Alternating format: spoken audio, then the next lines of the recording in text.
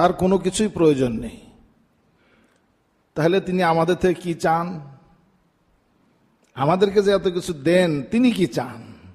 তিনি চান শুকরগুজার বান্দা হয়ে থাকি আমরা যেন তার শুকরিয়া এবং কৃতজ্ঞতা আদায় করি, এতটুকু চান। কৃতজ্ঞতার ভাষা কি? এই ভাষা কৃতজ্ঞতা কিভাবে আদায় হয়, কৃতজ্ঞতা কিভাবে আদায় হয় এটা আমরা বুঝতাম না যদি আল্লাহ রাসূল সাল্লাল্লাহু আলাইহি ওয়াসাল্লাম আমাদেরকে না শিখাতেন। হাদিস শরীফের ভিতরে এসেছে, সকালবেলা যদি একজন বান্দা এই কথা পড়ে, একজন মানুষ এই কথা পড়ে, তার সারা দিনের যত নিয়ামত আছে সব শুকরিয়া আদায় হয়ে যায়। আবার সন্ধ্যার সময় যদি সে দোয়া পড়ে, তো সারা রাত্রি যত নিয়ামত আছে, অর্থাৎ এই সূর্যকে অস্তমিত করা কত বড় কাজ, রাতের অন্ধকার ছেয়ে যাওয়া কত বড় কাজ, সমস্ত প্রাণীকে ঘুম পাড়িয়ে দেওয়া কত বড় কাজ, আবার সেই বান্দা ঘুমাবে তার আরামের নিদ্রা যেন হয় সেই জন্য সব ব্যবস্থা করা কত বড় কাজ।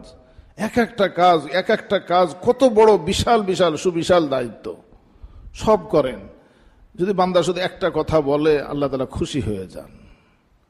সেটা হলো তাওহীদের কথা, একত্ববাদের কথা। আল্লাহুম্মা মা আসবাহা বি মিন নি'মাতিন আও বিআহাদিন মিন খালকিক ফামিনকা ওয়াহদাক লা শারীকা লাক। খুশি হয়ে যান আল্লাহ তাআলা। বান্দা যখন আল্লাহটা গ্রহণ করে, ভোগ করে, এরপরে বলে যে মালিক তুমিই দিয়েছ, আমাকে আর কেউ দেয়নি, আমার যোগ্যতা বলেও আমি পাইনি, তুমিই দিয়েছ, আমি একবারই অযোগ্য, আমি এইটার প্রাপ্তির যোগ্যতা আমার ভিতরে নেই, তুমিই দিয়েছ, তুমিই দিয়েছ, তুমিই দিয়েছ, তোমার সাথে কোনো জিনিসের ভিতরে শরিক নেই। এই কথাটা যদি বলে, শুধু ইবাদতের ভিতরে শরিক নেই তা নয়, এগুলোর ভিতরেও বান্দা যখন বলে যে আল্লাহ সমস্ত কিছুর যোগ্যতার বাইরে আমি এই নিয়ামত তুমি আমাকে দিয়েছ, তুমি দিয়েছ, আর কেউ দেননি, এর ভিতরে কেউ শরিক নেই। ফামিনকা ওয়াহদাক লা শারীকা লাক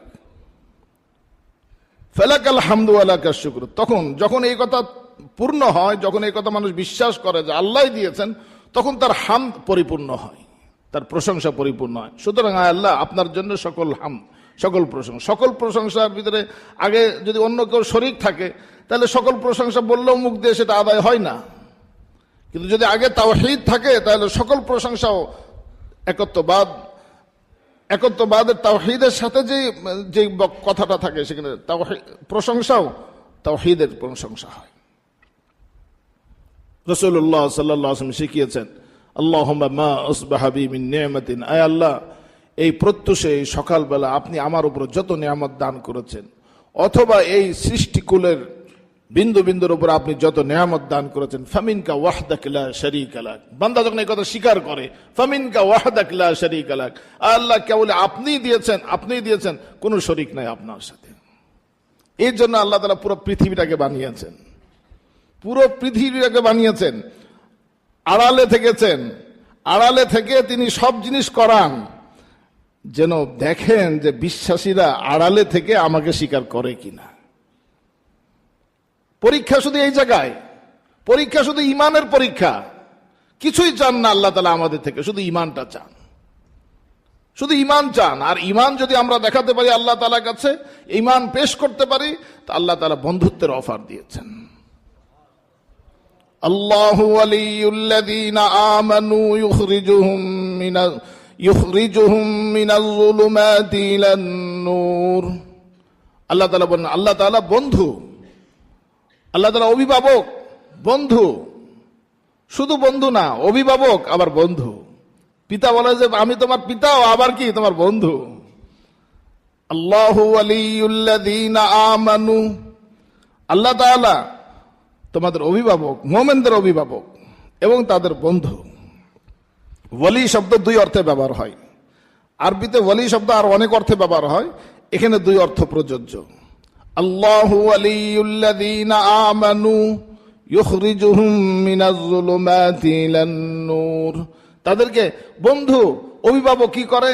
অভিভাবক তার অধীনস্থদেরকে অন্যায় থেকে, খারাপের পথ থেকে আগলে আগলে রাখে, অনিষ্ট থেকে আগলে আগলে রাখে।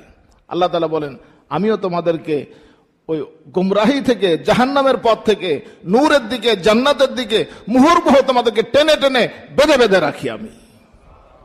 আমরা ভাবছি যে আমাদের বাহুবলে, আমাদের জ্ঞানের আলোতে আমরা বেঁচে রয়েছি? কখনো নয়,